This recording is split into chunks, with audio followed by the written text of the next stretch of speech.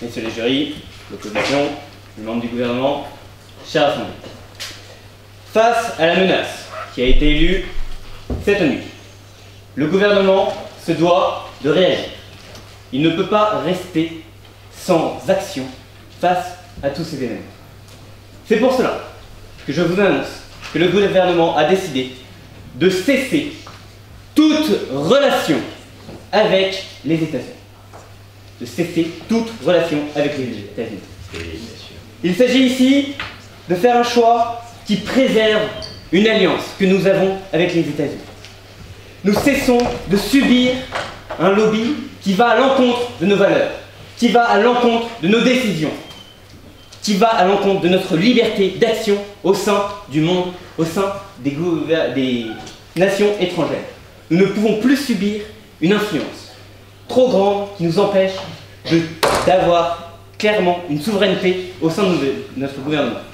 Nous cherchons une France souveraine et nous ne pouvons pas être guidés par un popularisme américain qui guiderait toutes nos actions à l'étranger. Nous sommes obligés de réagir à cela. Et pour cela, nous avons décidé de cesser tout dialogue, toute interaction avec les États-Unis. Mais cela de manière stratégique. Nous le faisons pour pouvoir, à terme, réussir à trouver des ententes plus grandes. Des ententes qui correspondent aux valeurs françaises. Des ententes qui sont d'égal à égal. Nous sommes ici deux gouvernements. Un gouvernement français qui parle à un gouvernement américain. Nous cherchons à être traités d'égal à égal et ne plus être soumis à l'influence américaine au sein de nos décisions pour l'action étrangère, dans les pays étrangers. Pour cela, nous allons donc cesser toute relation juridique, tout ce qui nous lie à un contrat avec les États-Unis. Nous cessons cela pour permettre de reprendre des discussions bien plus sereines et surtout pour reprendre des bases solides que la France puisse assumer. C'est pour cela que le ministre, M. Bonpy, présentera le fait que de maintenir ces relations s'avère être néfaste pour la France en tant que ces relations vont à l'encontre des droits de l'homme, de l'égalité, de la fraternité et de la liberté que nous chérissons. De plus, M. Baudonnière va nous présenter en quoi cesser nos relations avec les États-Unis a pour but de prévenir une lutte et non pas de créer une lutte, justement. Nous cherchons à empêcher une explosion des tensions qui règnent. Oui, monsieur. Vous craignez l'élection de M. Trump. Considérez-vous la démocratie comme une menace? Alors, je ne crains pas l'élection de M. Trump du fait qu'il est élu, mais je considère que la démocratie est en danger, effectivement, dans la souveraineté de la France, qui est depuis trop longtemps soumise à l'influence des États-Unis au sein des actions étrangères, dans les pays étrangers. C'est pour cela que Mme Gradels va finir en présentant le fondement même qui empêche les relations que nous entretenons avec les États-Unis d'être des relations bonnes pour les droits de l'homme d'une part, mais surtout d'être des relations éthiques. Nous ne pouvons pas nous permettre de continuer sur cette lancée. Et c'est pour cela que le gouvernement, aujourd'hui, agit en cessant toute relation avec les États-Unis d'un point de vue judiciaire, sur les contrats. Il n'y a qu'à voir M. Trump, qui vient d'être élu, sa façon de voir l'écologie. Ce qui nous lie tous ensemble, dans ce beau pays, mais surtout sur cette planète, c'est l'écologie. Si nous allons à l'encontre des besoins écologiques de cette planète, nous irons à l'encontre du bien des Français. Or, quand nous voyons qu'un homme cherche à supprimer, et il l'a même promis, de supprimer les accords qui ont été signés à Paris lors de la COP21, je trouve ça inadmissible. Et la France ne peut pas se permettre de chercher à faire affaire avec eux. On a raison. Ouais. La France ne peut pas se permettre de chercher à faire affaire avec un homme qui souhaite retourner à une énergie fossile, avec un gouvernement qui souhaite supprimer l'agence de la protection de l'environnement, la EPN, aux États-Unis. Je trouve ça inadmissible. et les Français ne peuvent pas le faire. C'est pour cela que nous agissons aujourd'hui. Mais la vraie question de ce débat, et je vous tiens, messieurs de l'opposition, je vous prie de la prendre en compte, la vraie question de ce débat, c'est pourquoi nous n'avons pas réagi plus tôt. Merci.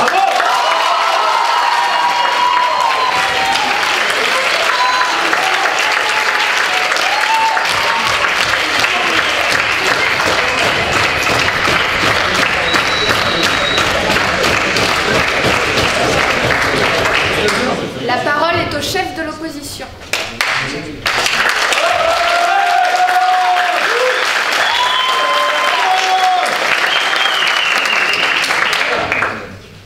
Messieurs les députés, messieurs les sénateurs, messieurs les ministres, bonsoir.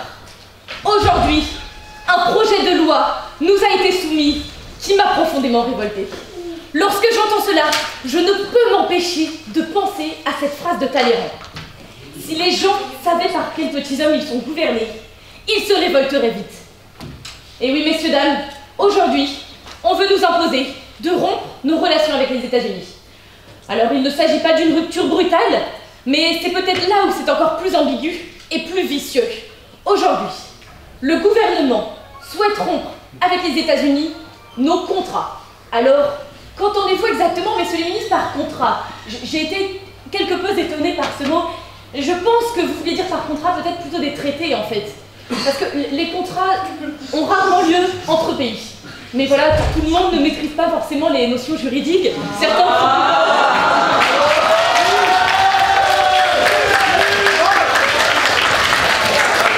Certains sont plutôt philosophes ou psychologues. Mais nous réussirons tout de même à trouver un arrangement, j'imagine, à la fin de ce débat. Donc vous parlez donc de traités, et vous voulez donc supprimer tous les traités avec les États-Unis. Pourquoi voulez-vous faire cela? Pour quelques incidents diplomatiques? Je n'ai pas très bien compris.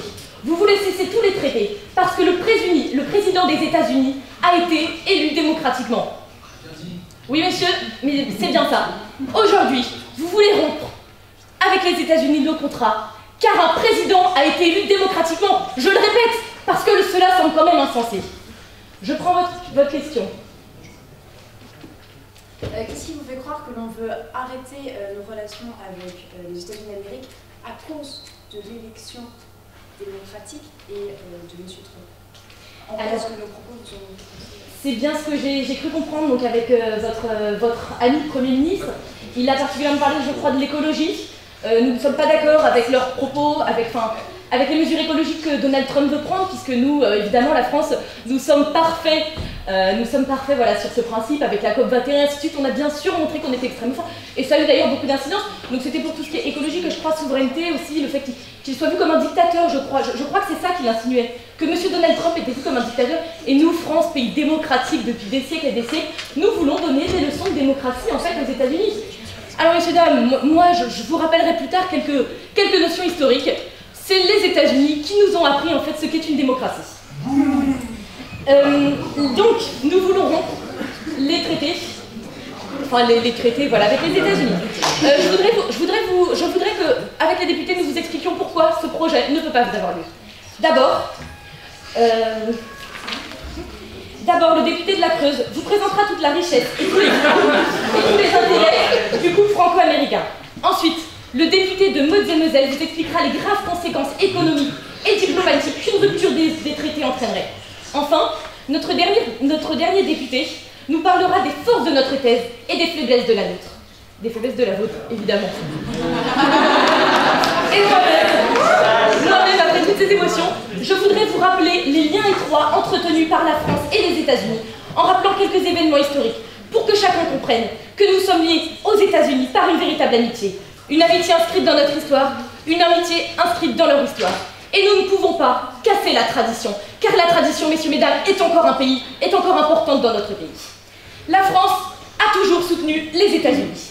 Et lorsque ces derniers devinrent une grande puissance, ce furent à eux de nous soutenir. Tout d'abord, reprenons la guerre d'indépendance de 1776. Les États-Unis veulent s'émanciper. L'Angleterre, ou plutôt la Grande-Bretagne, le refuse. Mais nous, la France, nous les aidons grâce à Lafayette. Ensuite, avec la Statue de la Liberté, nous montrons toute l'amitié que nous avons et tout ce symbole que représente cette Statue de la Liberté. Ce symbole, c'est bien sûr ces valeurs démocratiques que nous partageons avec les Américains. Bravo!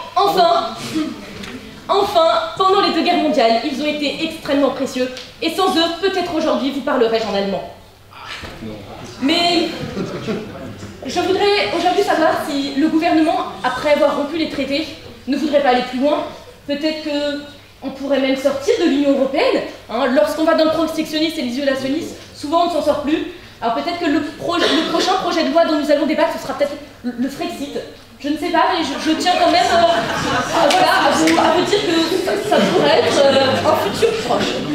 Alors, au nom de l'amitié vieille de 2 siècles entre la France et les États-Unis, au nom de ces combats pour la démocratie menés ensemble, au nom de la lutte partagée contre le communisme puis contre le terrorisme, au nom de toutes nos valeurs communes, messieurs les ministres, oubliez ce projet de loi.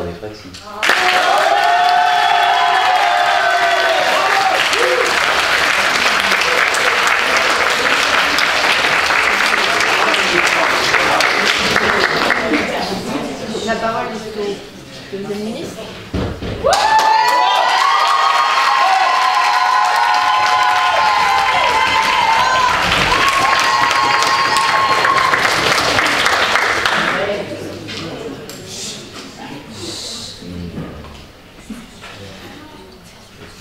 Vous êtes révoltée, madame? Moi aussi, je le suis. J'ai été révolté quand j'ai vu que M. Trump avait été élu aux élections présidentielles des États-Unis. Je crois que c'est un signal d'alarme pour retrouver des valeurs républicaines et démocratiques. Nous devons affirmer, à la lumière de ce qui s'est passé cette nuit, haut et fort, notre devise, liberté, égalité, fraternité, que M. Trump bafoue et traîne dans la boue. Oh!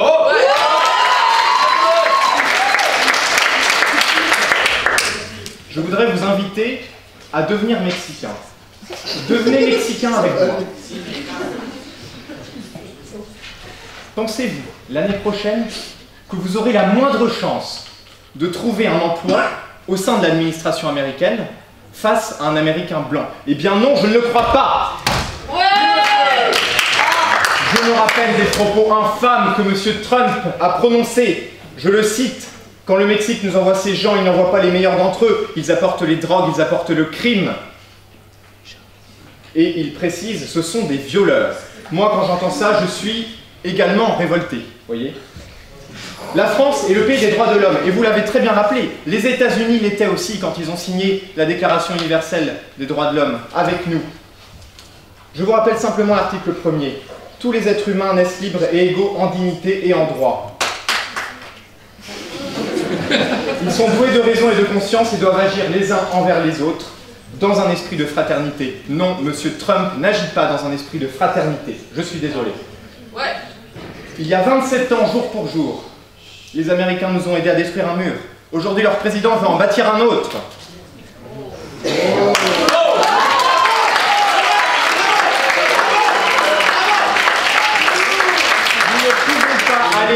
Nous ne pouvons pas entretenir des relations avec ce pays qui va à l'encontre de ses propres valeurs fondamentales et des nôtres.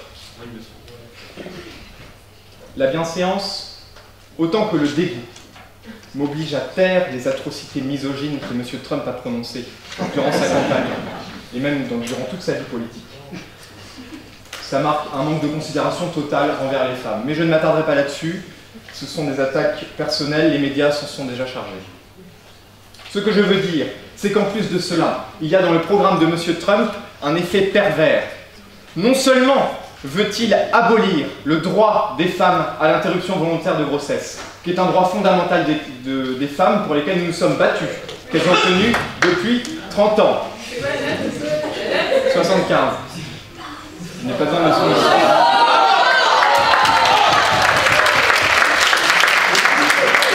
Ce n'est pas tout.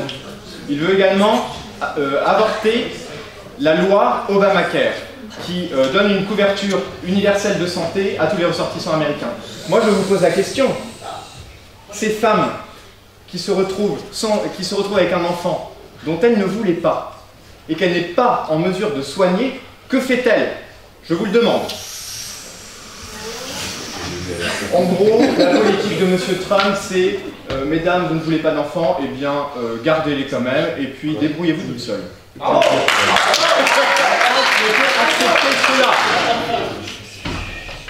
Mais remarquez que lorsqu'il apporte des solutions, M. Trump est plutôt radical, il va droit au but et ne passe pas par 4 chemins. Apologie de la torture, appel à tuer les familles des djihadistes pour les dissuader. Je doute que ça fasse partie de votre chère démocratie. M. Trump nous dit, quand quelqu'un vous attaque, ripostez. Soyez brutal, soyez féroce. Non, madame, ce n'est pas démocratique. C'est la porte ouverte à la violence, c'est la porte ouverte à l'anarchie. Allons-y, acceptons la torture au sein du G20. Ou bien on rentre complètement dans leur jeu, ou bien on s'affirme et on dit non. Le but n'étant pas de déclencher une guerre, nous l'avons précisé, le but c'est d'instaurer des relations durables, mais pour cela il faut signifier un refus, il faut s'affirmer. De même en ce qui concerne les conflits au Moyen-Orient, dont mon collègue vous parlera tout de suite après. Ces conflits, je pense au conflit syrien, nécessitent un tact et une délicatesse dans l'approche.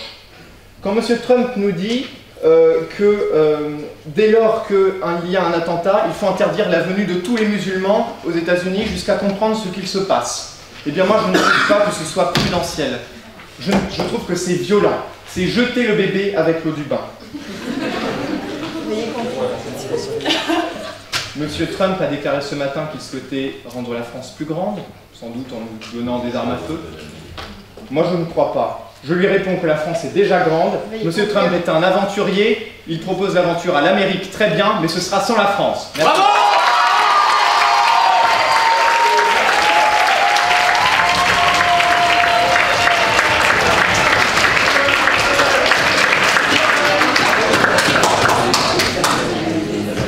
La parole est au premier député.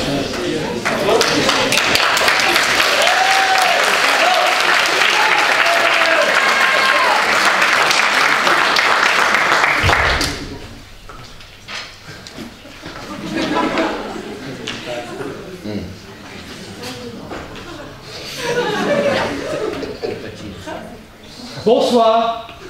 Bonsoir. Tout le monde. Je suis affligé, je suis révolté moi aussi. Je suis révolté, oui, contre Trump, ce gouvernement aux épaules basses. Affligé par la nouvelle démocratie. Vous avez tant peur de Trump que cela? Pardonnez-moi l'expression, c'est hilarant.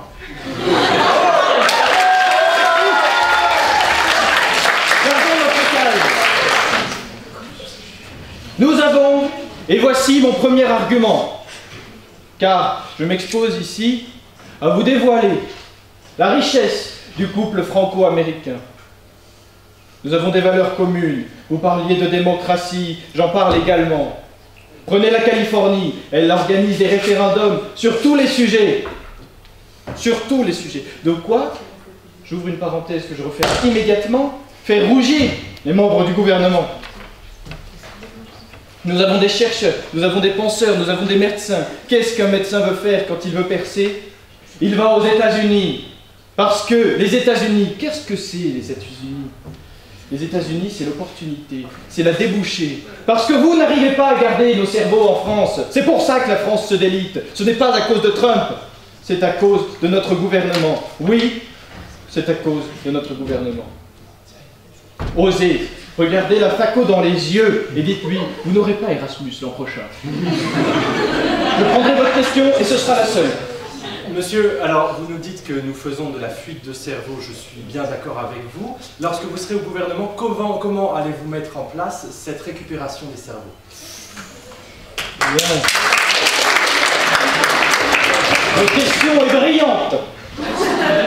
Vous avez mis le doigt sur l'intérêt de garder contact avec les États-Unis, monsieur. Vous les laissez partir, vous brûlez un mur, merci de les aider à l'enjamber au retour. Nous avons des cimetières militaires en France. Les toilettes, c'est au fond. Hein. Nous avons des cimetières...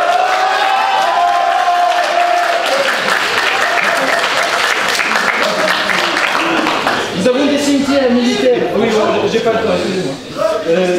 Qui juridiquement sont aux États-Unis. Oui, c'est un cadeau diplomatique. Parce que quand les Américains viennent pleurer sur les tombes des GI qui sont tombés sur les plages de Normandie en hurlant « À nous Lafayette! Bonjour Lafayette !» Oui, ils viennent pleurer sur les tombes françaises. Ils viennent pleurer chez eux. Juridiquement, ces cimetières sont en France. Quand nous aurons rompu avec les États-Unis, nous dresserons de jolies barrières autour de ce cimetière. Mais quelle belle France que voilà. Parlons de science, parlons de progrès. 1927, messieurs, Charles Lindbergh se lance le défi, premier vol aérien transatlantique sans pause. Il était prévu entre Paris et Londres, mesdames et messieurs. Il s'est effectué, excusez-moi, il était paru, oui, Paris-Londres évidemment, je suis tout à fait dans le sujet. Il était prévu entre, excusez-moi, New York et Paris. Je laisse tomber cette phrase, définitivement je n'arriverai pas à la prononcer. C'est cet oiseau de fer, c'est cet oiseau de fer qui a créé le premier pont aérien au-dessus de ce mur de la honte que vous espérez construire. Les États-Unis, que vous présentez comme une sorte d'île diabolique, lointaine, que vous semblez pouvoir mettre de côté. Non mais écoutez les idées, reprenez-les, faites-les sonner, elles sonnent faux, cette idée est fausse. Et nous allons vous aider à vous rendre compte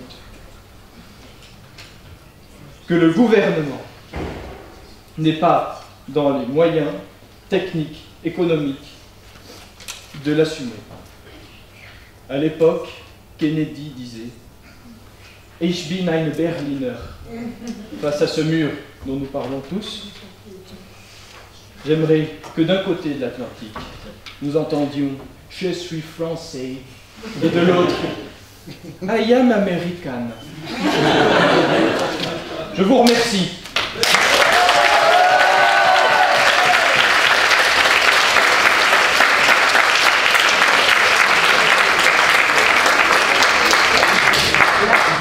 La parole est au troisième ministre.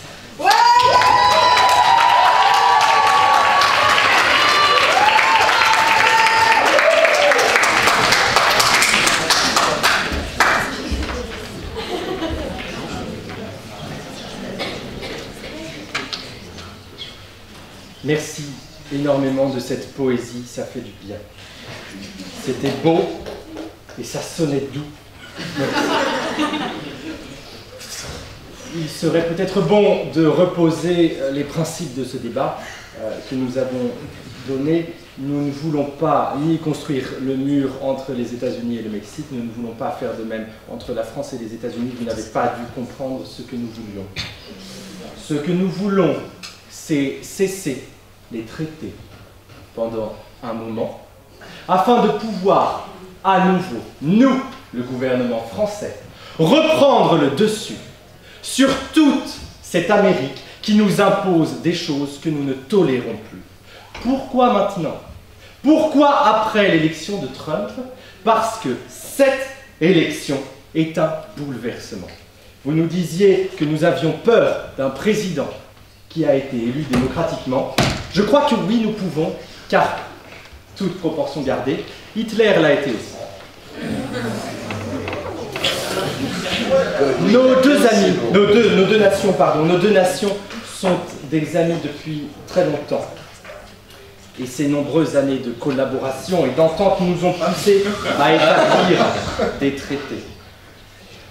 Mais lorsqu'un ami vous trahit, lorsqu'un ami vous crache dans le dos, il est de votre devoir de rétablir une relation saine.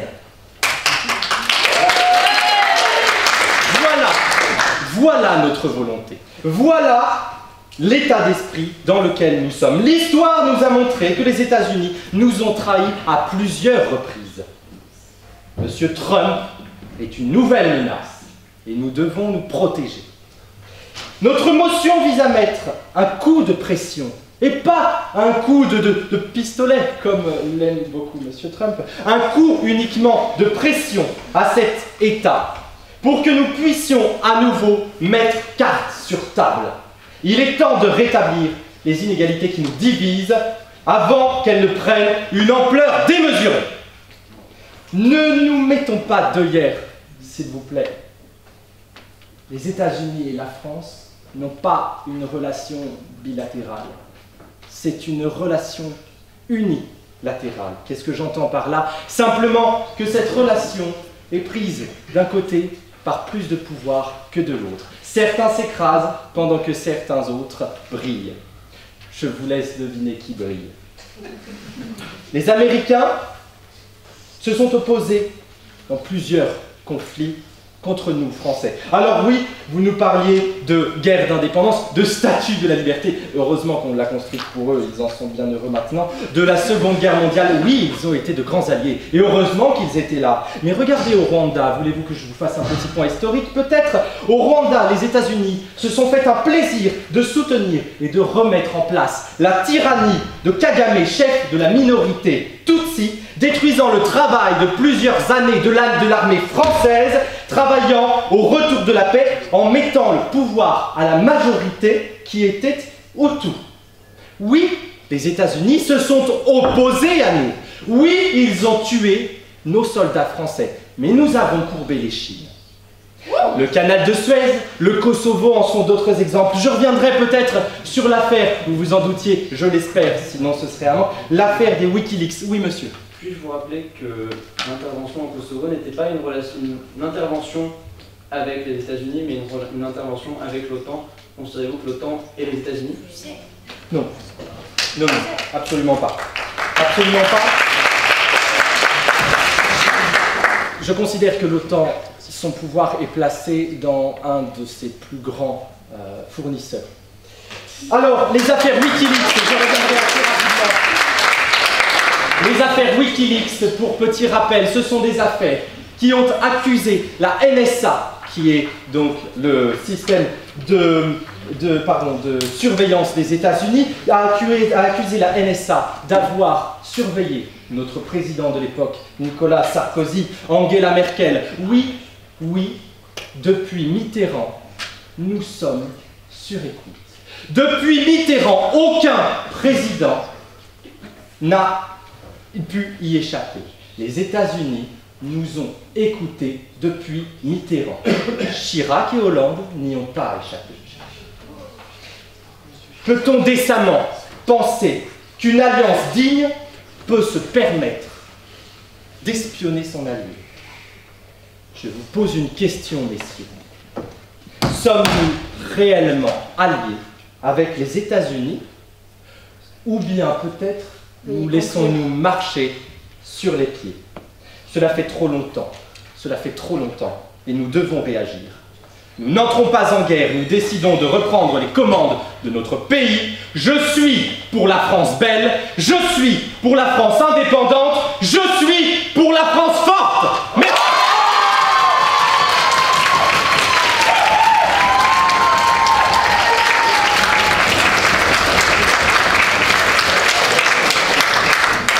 La parole est au troisième député.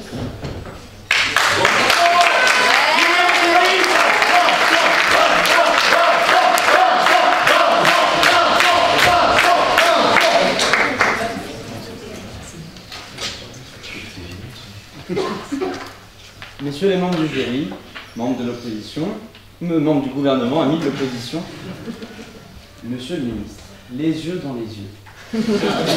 Non, je n'ai pas de compte en Suisse. La France n'espionne pas personne. Savez-vous que l'Allemagne nous a aussi écoutés? Souhaitez-vous aussi rompre les relations avec l'Allemagne?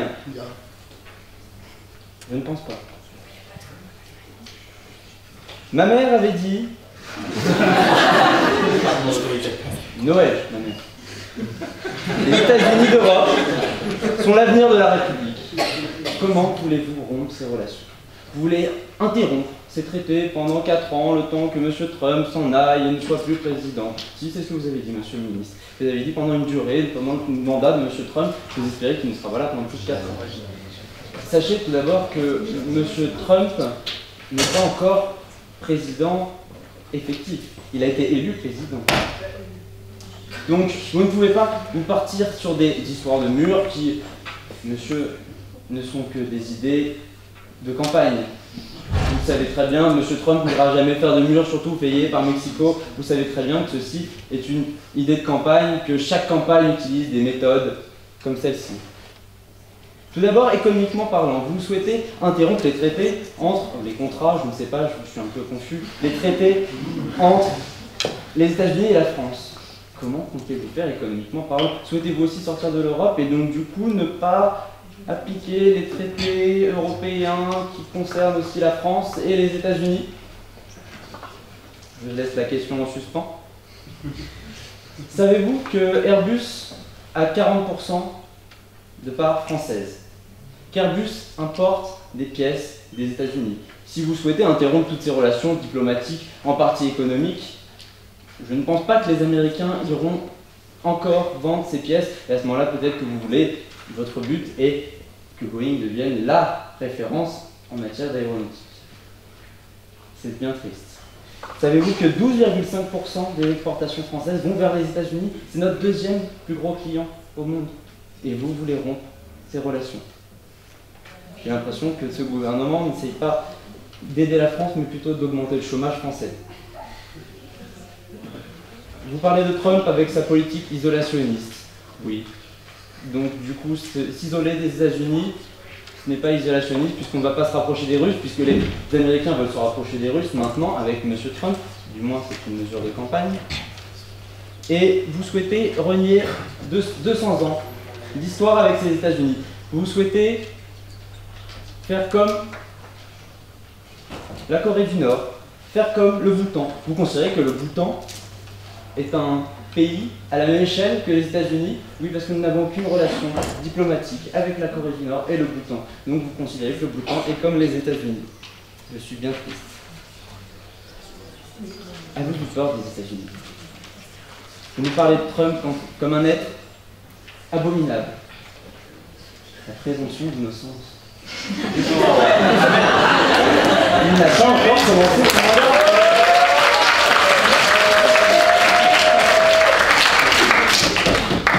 Laissez-lui le temps.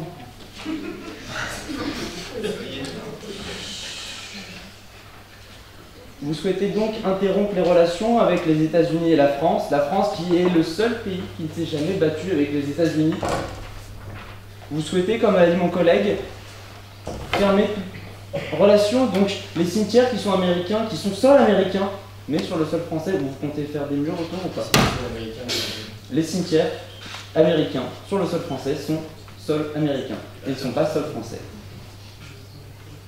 Savez-vous que pendant la guerre froide, la France et la Russie, l'URSS, n'avaient pas de très bonnes relations. Malgré cela, il y avait une ambassade à Moscou française. À Paris, il y avait une ambassade russe, du moins soviétique. J'ai l'impression que vous avez très peur des États-Unis. Je ne sais pas si c'est la corpulence de ces Américains avec leur magnifique nourriture qui vous fait cela, je ne sais pas. J'ai peur que votre loi fasse un bide.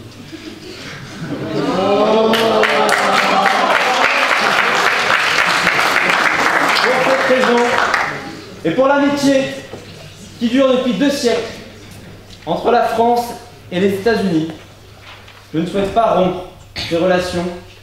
Et je veux que la France continue à travailler avec la plus grande puissance mondiale et que nous puissions continuer à devenir un grand pays via leur aide, car nous ne pouvons pas nous permettre d'être seuls. Je demande donc à l'opposition, membres de l'Assemblée, de ne pas appliquer cette loi, de ne pas la voter et de continuer à avoir une France forte avec les États-Unis.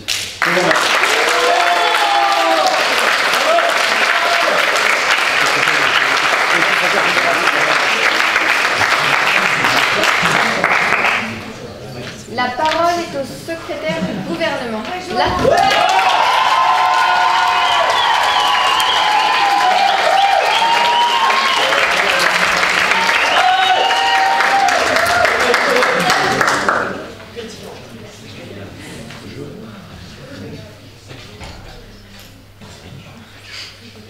Cher et bienheureux général Gaulle. Tu serais bien consterné de nous voir aujourd'hui. Toi, tu aimais la France. Mais les Français d'aujourd'hui, ils ont oublié qu'ils étaient Français. Les Français d'aujourd'hui, ils ont oublié qu'ils aimaient la France. Tu nous as dit, Général de Gaulle, tu nous as dit un jour, quand on est dans une épreuve, ça nous permet de prendre confiance en nous. Eh bien moi je pense que là, on est dans une épreuve, mais il faut que la France, elle ait confiance en elle. Bravo!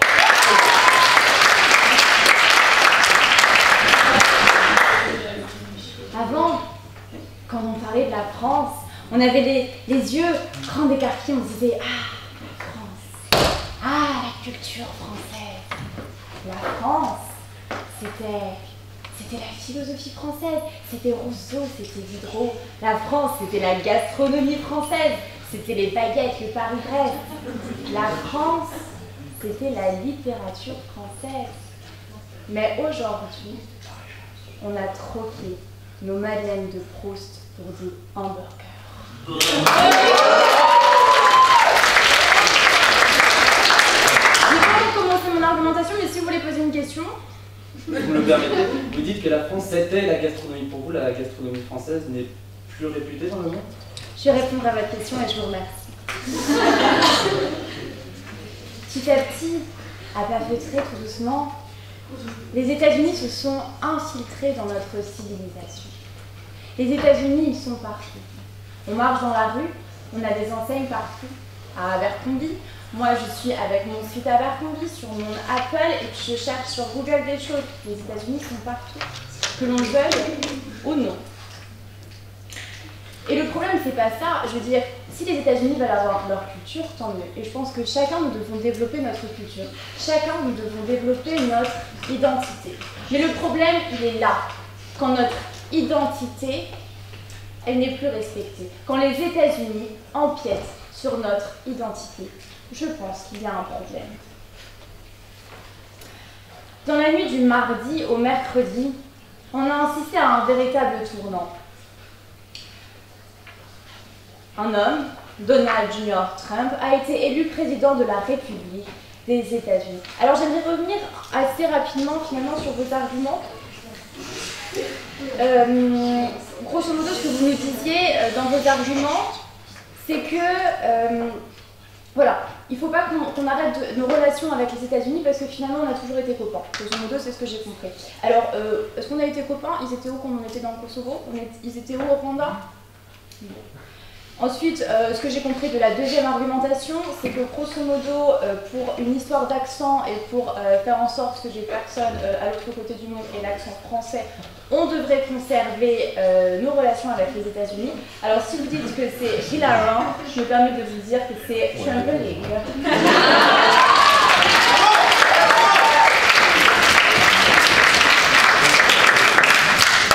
Non monsieur, j'aimerais revenir sur une chose avant de finir, c'est que eh bien, je ne pense pas que si les personnes veulent cependant partir et si les personnes veulent migrer, c'est une histoire humaine.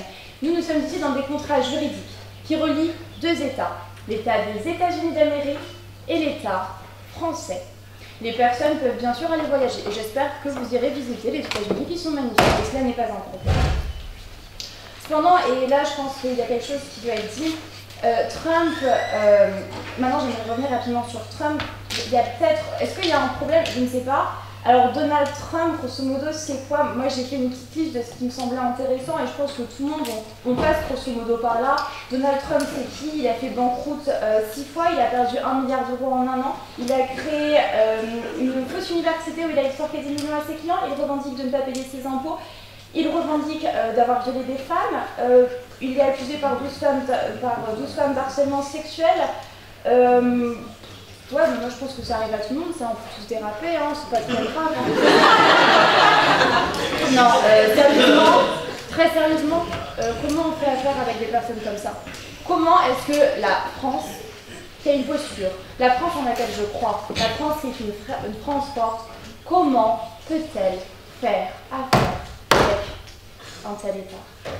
Alors ce que je vous demande ce soir, chère Assemblée, c'est que moi, je crois en la France, et vous, veuillez compter.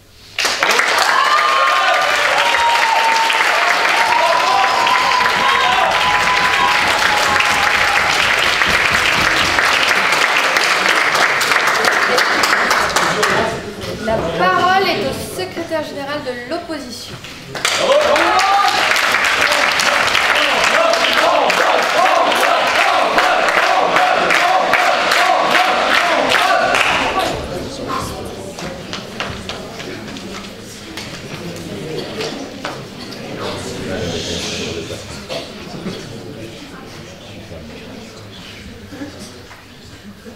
Mesdames et messieurs, bonjour, bonsoir. Merci Madame la Ministre pour ce cours de littérature. Mais vous avez fait quelques erreurs. Vous avez parlé du président, vous avez dit que Trump avait été élu président de la République. Les États-Unis ne sont pas une république. Merci. Ensuite, vous jugez l'homme. C'est un homme. Eh bien, nous en avons vu des présidents. Et d'abord, je voudrais revenir un peu sur tout ce que vous avez dit. Ce projet de loi pour la rupture des relations franco-américaines traduit un sentiment de crainte de la part du gouvernement. Les États-Unis vous font peur et vous pensez que la France doit se replier sur elle-même. En agissant par peur, vous allez transmettre ce sentiment aux Français, si je ne m'abuse. Les Français vont s'imaginer que le contexte est actuellement terrifiant, alors qu'en vérité, la situation est profondément incertaine. Je vous laisse la parole. Ne pensez-vous pas que le caractère d'un homme, que son idéologie ne se traduit pas un jour ou l'autre par des lois, comme par exemple par des lois anti-droits de l'homme? Bien sûr, Madame la Ministre, il y a beaucoup de problèmes avec ce que propose Trump, c'est que constitutionnellement, il ne peut pas refuser l'accès des sans-papiers aux États-Unis, il ne peut pas le faire constitutionnellement. Il ne va pas aller contre les principes de liberté et de démocratie tant défendus par l'Amérique. Donc les Français vont s'imaginer que le contexte est terrifiant. Mais c'est une période d'incertitude où, au lieu de nous replier sur nous-mêmes, nous ferions mieux de faire connaître les positions de la France à l'Amérique par la communication et non par l'ignorance. Imaginez à présent que vous ayez un ami. Si un jour vous n'êtes pas d'accord avec cet ami, une première fois, allez-vous l'abandonner, le délaisser, ignorer cet ami pour la seule raison d'un désaccord, sachant que cet ami ne vous a pas été infidèle? L'Amérique ne nous a pas été infidèle. Nous n'avons eu aucune guerre pendant plus de 200 ans. Elle n'a juste pas adopté les mêmes positions que nous à certains égards. Nous l'avons d'ailleurs suivi de nombreuses fois. Le futur président ne plaît pas à l'actuel gouvernement français, très bien. Peut-être que l'actuel gouvernement français ne plaît pas aux Français. Bravo.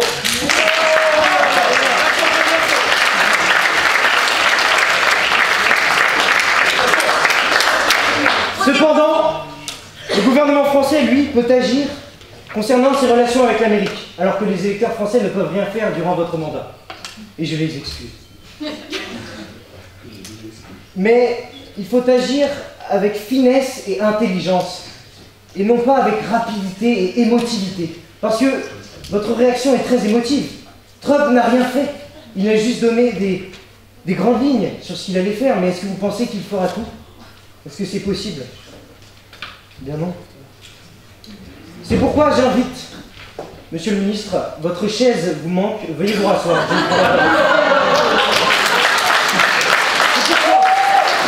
J'invite l'Assemblée à rejeter ce projet de loi.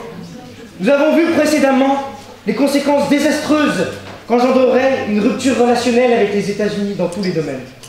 Ne pensez-vous pas que tous les domaines, vous avez parlé du juridique, qu'il soit culturel, politique ou juridique, s'imbriquent.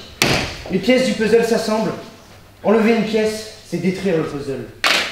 Mais cela va plus loin. Vous risquez de mettre en péril une amitié, une complémentarité franco-américaine. Vous aviez dit qu'on était imprégnés de la culture, qu'on perdait notre souveraineté, mais en vérité, nous sommes complémentaires. Oui, les États-Unis et la France sont complémentaires. Nous avons écrit une déclaration des droits, ils en ont fait une constitution. Nous avons fait le fromage, ils ont fait le cheeseburger. Nous avons fait le vin, ils ont fait le coca. Nous avons fait la tour Eiffel, ils ont fait le World Trade Center.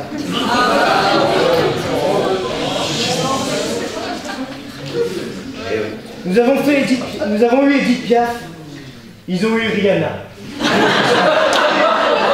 Nous avons eu Baudelaire, ils ont eu Eminem. Nous avons eu Jeanne d'Arc, ils ont eu Luther King. Nous avons bâti la France, ils ont construit l'Amérique. Et c'est dans votre silence que finira ce débat chimérique.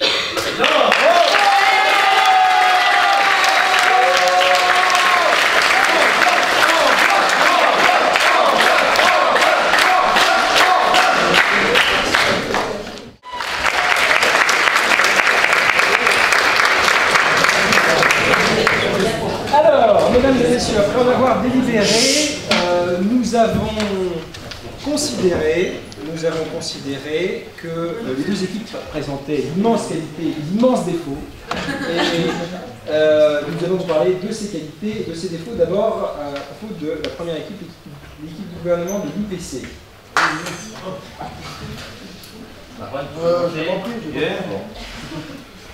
D'abord, j'aimerais saluer la présence exceptionnelle parmi nous ce soir d'un candidat à la primaire des Républicains, en la présence de Bruno Le Maire, ce soir, qui nous a fait l'honneur ici. On peut l'applaudir, le candidat de je suis techno, mais je me la joue cool. Je parle de l'IVG comme si ça concernait la France. On a découvert que la France était le nouvel État des États-Unis. Bref, je ne vais pas revenir très longtemps sur ce que vous avez fait. Nous avons eu surtout, et c'est là le point essentiel, je dirais, vous savez quel jour nous sommes, n'est-ce pas, toutes et tous? Nous sommes le 9 novembre. Et l'événement important du 9 novembre, ce n'est pas l'élection de Donald Trump, mais c'est la commémoration du décès d'un grand homme que vous avez cité, mais que vous avez offensé en le tutoyant ce soir. On ne tutoie pas le général de Gaulle, mon enfant. Si Yvonne ne le tutoyait pas, ne vous prenez pas pour quelqu'un de supérieur à madame. Ensuite, sachez une chose. Fini la petite séquence best-of que vous pourrez regarder, il suffit que vous regardiez vos prestations. Vous avez eu 2 jours pour préparer, je crois, ce débat. À peu près autant de temps que Donald Trump son programme, finalement. Quel était le point essentiel, finalement, que moi, personnellement, en tant qu'étudiant en relations internationales, j'aurais aimé entendre, c'est une véritable interrogation sur ce qu'est la diplomatie, pourquoi c'est important de dialoguer, et pourquoi on en arrive à recourir vraiment à la cessation des traités. Et sur ce point, vous avez été, toutes et tous, soit complètement absents, au pire, soit, au mieux, extrêmement flou. Et je pense que mon camarade aura des choses à rajouter dans ce sens. Mais sinon, vous avez tous eu le courage de venir prendre la parole ce soir. Je tiens à préciser d'ailleurs que cette minute de gentillesse est rémunérée. Voilà. C'est pour ça d'ailleurs que je la fais un petit peu durer. Vous avez eu beaucoup de plaisir à offrir, beaucoup de joie. Et puissiez-vous continuer à vous améliorer et à persévérer dans cette belle association. Je vous remercie.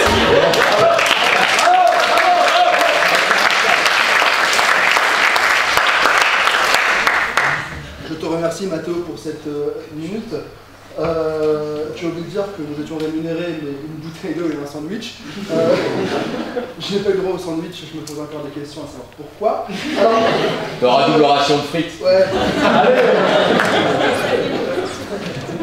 Donc déjà, j'aimerais vous remercier d'avoir organisé ce choc, donc remercier la Fédération française de débat et d'éloquence, ainsi que les 2 universités ou écoles présentes ce soir et le public qui est venu, nombreux hein, malgré tout, vous regarder. Mathéo a fait l'essentiel des critiques en ce qui concerne le gouvernement. Moi, j'ai juste noté trop d'imprécisions. On vous l'a dit, vous avez eu 2 jours pour préparer ce débat, et en 2 jours, j'ai pas senti qu'il y a eu un réel travail. Au fond, je n'ai pas compris. Bon, on m'a parlé de traités, de contrats. L'un d'entre vous, je ne dirai pas lequel, nous a dit que nous allons rompre les relations entre les États-Unis et la France, nos traités, mais que malgré tout, nous pourrons toujours aller aux USA faire du tourisme et ainsi revenir. Ce qui n'a donc aucune logique, en fait, c'est bien de toi qu'on parle de Le Maire.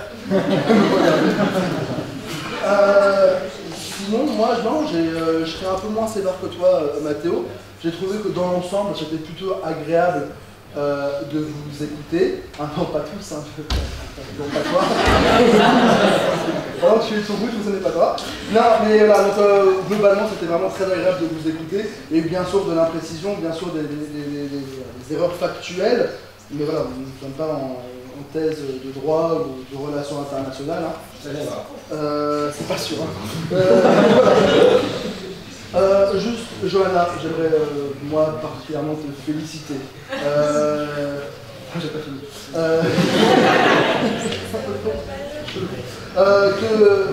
Te féliciter pour ta prestation de secrétaire général du gouvernement. Mais ne parle plus jamais comme ça, général de Gaulle. Voilà, il faut plus faire ça. Il faut pas. Là, c'est péché. Et la manière dont tu parlais, c'est comment?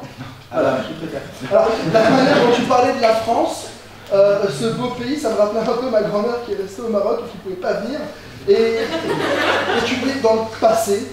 Et je trouve ça dommage quand on est secrétaire général du gouvernement, quand on conclut un débat, quand on est la dernière personne à s'exprimer dans son équipe, de terminer sa prestation et celle de son équipe par des notes de regret, par des notes de tristesse quasiment, voire de dépression en ce qui concerne. Bravo à tous vraiment, parce que vous avez fait preuve d'un courage extraordinaire, surtout toi.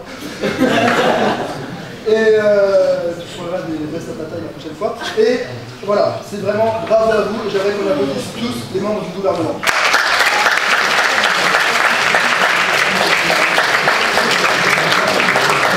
Maintenant, à propos de la FACO, qu'avez-vous? Allez, vas-y. Alors, on va déjà commencer par les féliciter pour une raison très simple. Ils ouvrent le championnat de débat de France. Nous avons en tout 27 débats. Putain! Je vais quasiment tous les juger. Je vais souffrir. Mon Dieu, on a filmé, mais on ne diffusera pas.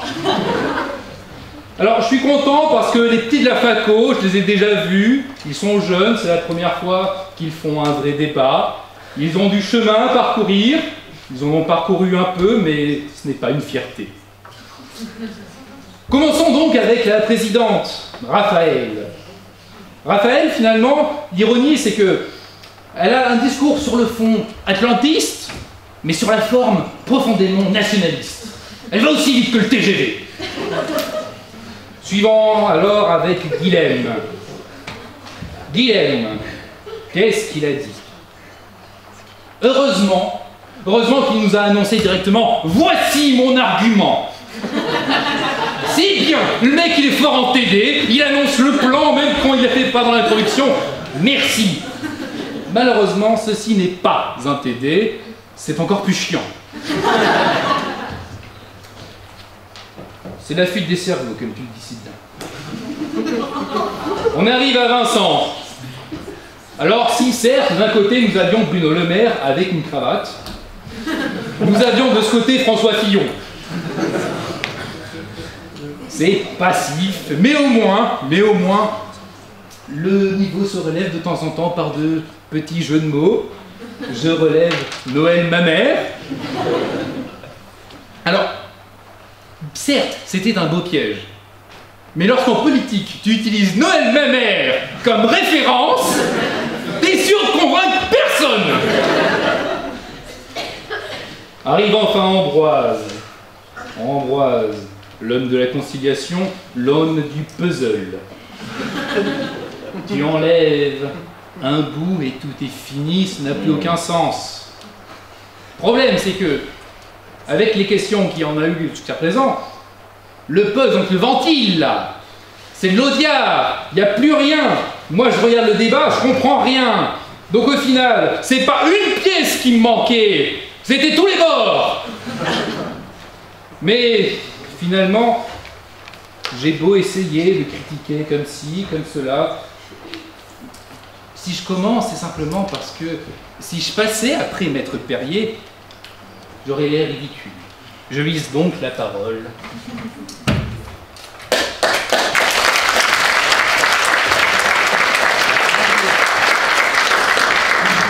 Mesdames et messieurs, le jeune homme qui s'est exprimé comme une sorte d'entracte sympathique pendant que nous délibérions et qui a assuré probablement la vente de pop-corn et de glace et de caramel, ce qu'il fait d'ailleurs régulièrement dans les meetings de Jean-Frédéric Poisson.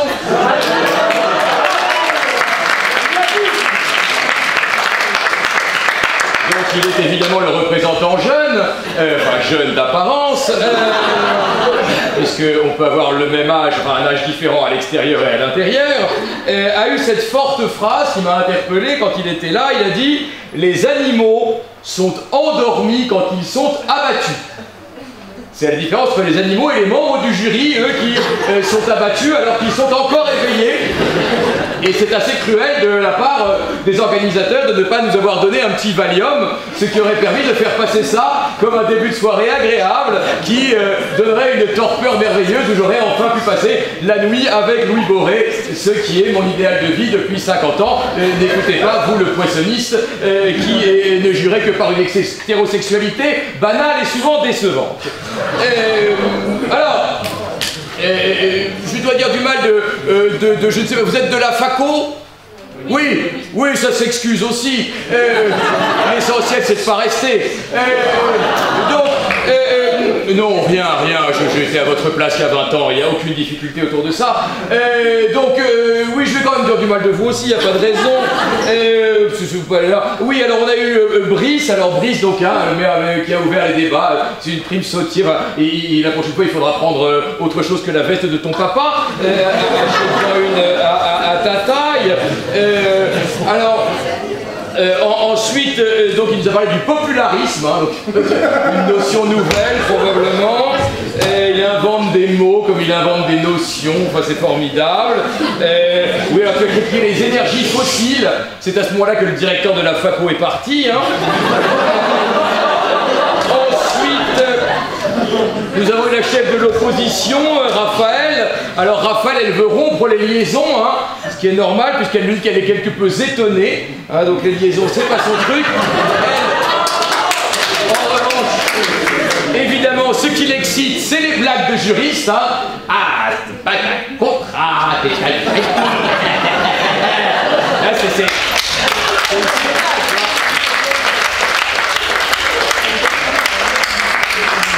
la nana, c'est quand tu lui dis qu'un contrat dispose, elle est morte, tu vois. Ah bah non, elle s'intitule là. Bon, elle sera avocat au conseil, c'est pas grave. On la mettra dans la naphtaline et Louis la prendra comme collaboratrice. Alors en plus, elle est vachement forte en droit, par contre alors en géographie, hein, donc la Meurthe-et-Moselle, hein, département bien connu évidemment du territoire français.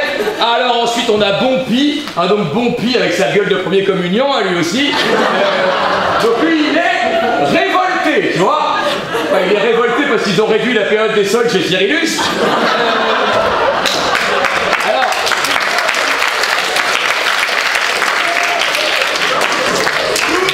Lui, la question, c'est effectivement donc l'IVG, il est pour l'IVG, bon, après tout, il n'y a pas de petite compromission. Et alors là, il y a une nana qui est probablement très, tu vois, militante, dit ouais, c'était depuis quand l'IVG? Le mec là, 75, tac, le mec il est très bon en histoire, par contre, alors en maths, il est beaucoup pas bon parce que 75 pour lui, ça fait 30 ans. Hein. Je lui compte pas la TVA, bon. Et alors, il dit la question, c'est que fait une femme qui a un enfant dont elle ne veut pas et dont elle ne peut pas s'occuper? La réponse est évidente, elle le met à l'IPC.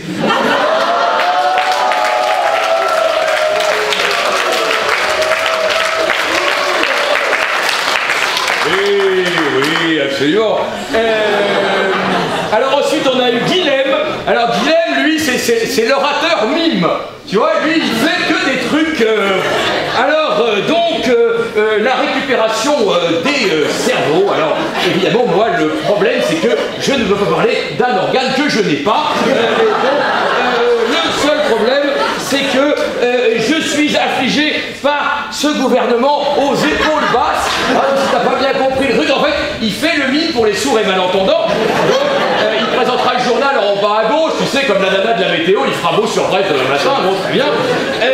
Alors, lui, il t'explique donc qu'en Californie, il y a eu des référendums et que c'est vachement bien les référendums. C'est vrai, hier, ils ont légalisé le cannabis à titre récréatif, toi tu l'avais légalisé avant, pour toi-même. Et après, il te dit, les États-Unis, c'est la débouchée. C'est la débouchée, bah oui. Mais déboucher qui? Hillary Clinton, Ségolène Royal, c'est le débouché. Alors, peut-être, je conçois que l'image soit choquante, mais pas moins que les propos de ce garçon qui, quand cette merveilleuse jeune fille se lève, lui dit les toilettes, c'est par là. On est en plein dedans. Alors, ensuite, nous avons Louison. Alors là, donc le point Godwin à 15 secondes. Tac, 15 secondes, il n'y a pas plus. Iter, tac, tac. Et ensuite, la collaboration. Tu vois, le mec, il y a direct, paf, paf, la double peine. Alors, après, il y a des phrases, tu sais pas, avec des vrais morceaux de mots dedans, mais tu sais pas. Tu vois, par exemple, il dit « Il est temps de rétablir les inégalités qui nous divisent. » Voilà. J'en ai une autre pour vous. L'OTAN est placée dans le pouvoir de son plus grand fournisseur. Ok, très bien, très bien. Alors en fait, j'ai ton avenir, Louison. C'était à la fin, c'était génial. En fait, le mec finit par « Je suis pour la France forte, je suis pour la France indépendante, je suis pour la France belle. » Et en fait, le mec, c'est le futur Julien Lepers, tu vois. « Je suis pour ça, je suis pour ça, je suis l'étudiant type de l'IPC, voilà. » Ah. Alors ensuite, nous avons François Langlais. Alors, Airbus fait 33% de ses exportations avec Boeing, de même que sur ce graphique, nous voyons très bien que 12,5% des exportations françaises se font avec les États-Unis, donc tout ça est une catastrophe. Donc j'ai bien compris que notre ami Vincent était une sorte de vedette ici, vous l'avez applaudi, mais alors il est triste comme un jour sans pain, c'est une horreur. Et c'est le mec qui, je vous le rappelle, a fait la blague sur, avec la nourriture, ils ont fait un bide. Et c'est le moment où la pariteur obèse est arrivée. Donc, comme une sorte d'appel à l'aide, nous l'aimons beaucoup, mais il s'est senti de toute évidence appelé. Ça sera coupé à la vidéo. Tout ça n'est pas grave. Et oui, absolument. Mais je me suis fait huer à gauche. Il faut bien que je fasse huer à droite.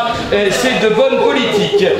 Ensuite, Johanna. Oui, Johanna, formidable. Donc, moitié Nadine Morano, moitié Valérie Lemercier. Hein. Oui, bien sûr, mademoiselle est très contente, ça va circuler, ça c'est ta meilleure copine. Non, tu la connais pas, c'est la femme de Jean-Frédéric Poisson, c'est pas grave. Laisse tomber, ils se sont mariés quand ils avaient 18 ans. Donc toi, oui, les madeleines de Proust, les hamburgers, tout ça est dégueulasse. Tu te plains de ce que Donald Trump a créé une fausse université. C'est vrai, c'est pour ça qu'il a la photo ici. Ensuite, ça c'était pour la faco, hein, j'équilibre dans un camp, dans l'autre. De toute façon, je ne reviendrai pas. Je ne suis pas comme lui qui va se taper les 27 débats. Moi, j'ai décidé de faire la carte brûlée dès le premier pour ne jamais revenir. C'est tellement horrible qu'il faut que je parte tout de suite. Alors ensuite, tu as Ambroise, donc, qui a amené sa ceinture de judo, tu vois. Extraordinaire. Donc oui, alors j'ai noté les pièces du puzzle aussi, hein, tu vois. C'est un peu François Pignon, l'autre il mettait des tours Eiffel avec des allumettes, lui il fait des puzzles, bon. Et il te dit quand même, je dirais qu'on partage un peu la tristesse, il dit, imaginez que vous ayez un ami.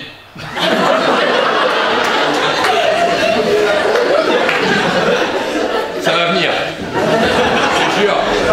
Ouais. Senti qu'il y avait quelque chose en parlant des autres, on parle d'abord de soi et il y a véritablement une empathie très très forte, ils vont t'applaudir, peut-être même vous allez gagner, enfin tu vois, il y a vraiment un truc qui va se passer, donc si vous le faites pas pour lui, faites-le pour vous, enfin franchement Soyez sympa, vous avez été très très bon, j'ai été méchant parce qu'on me l'a demandé et par pure obligation et parce que je viens pour ça et qu'après je vais partir et que Louis, qui lui a une position présidentielle à tenir, ne sera que gentillesse et amabilité. Donc je joue évidemment et j'endosse avec délectation le rôle du méchant, mais je n'en pense évidemment pas une miette. Vous avez été formidable, d'abord parce que vous avez eu peu de temps pour préparer et que vous avez malgré tout réussi à bâtir des argumentations qui se tenaient. J'accorde beaucoup de prix à ce rôle de l'improvisation qui pour moi est consubstantiel à la parole, de sorte que évidemment je suis très sensible à cet effort que vous avez fait pour être dans une improvisation, dans une spontanéité qui m'est chère, parce qu'elle est l'autre nom de l'art oratoire, et donc j'ai beaucoup aimé que vous ayez accepté cette contrainte qui est le risque le plus fécond dans la parole. Donc bravo de cela, bravo de vous être organisé en équipe, d'avoir organisé votre argumentation, c'était absolument brillant. La dernière oratrice l'a dit, avec le fromage, ils ont fait des cheeseburgers, avec la Tour Eiffel, ils ont fait le World Trade Center, avec Edith Piaf, ils ont fait Rihanna, mais il n'y a pas que cela. Donc tu as dit, hein, ils nous ont apporté Baudelaire et nous avons apporté Baudelaire, ils ont fait Eminem, nous avions Jeanne d'Arc. Eh bien eux, ils nous ont donné la liberté d'expression et vous, vous en avez fait des merveilles.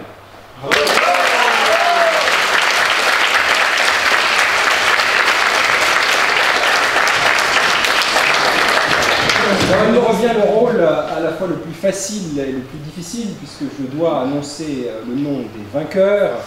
En même temps, notion de victoire, c'est tellement surfait, c'est tellement surévalué.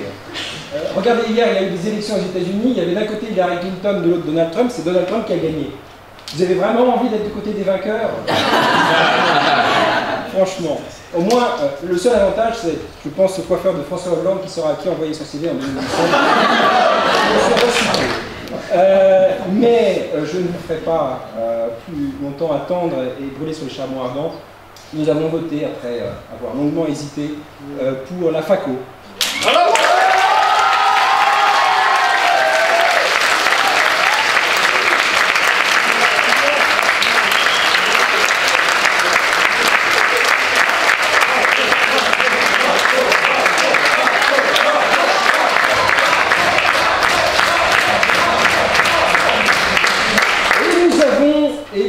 Comme meilleur orateur, une oratrice qui s'appelle Raphaël Duchel.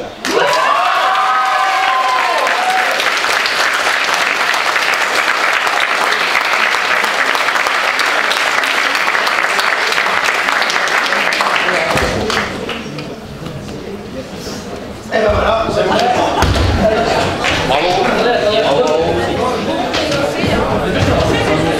J'aimerais, s'il vous plaît, 2 petites secondes. il va s'excuser. Je vous remercie à tous d'être venus. Merci aux membres du jury, merci à vous, IPC. On va aller prendre un verre au My Bar qui est juste à côté, qui est boulevard Montparnasse. Si vous voulez venir avec nous pour boire un verre tous ensemble, ça peut être sympa. On s'attend dehors.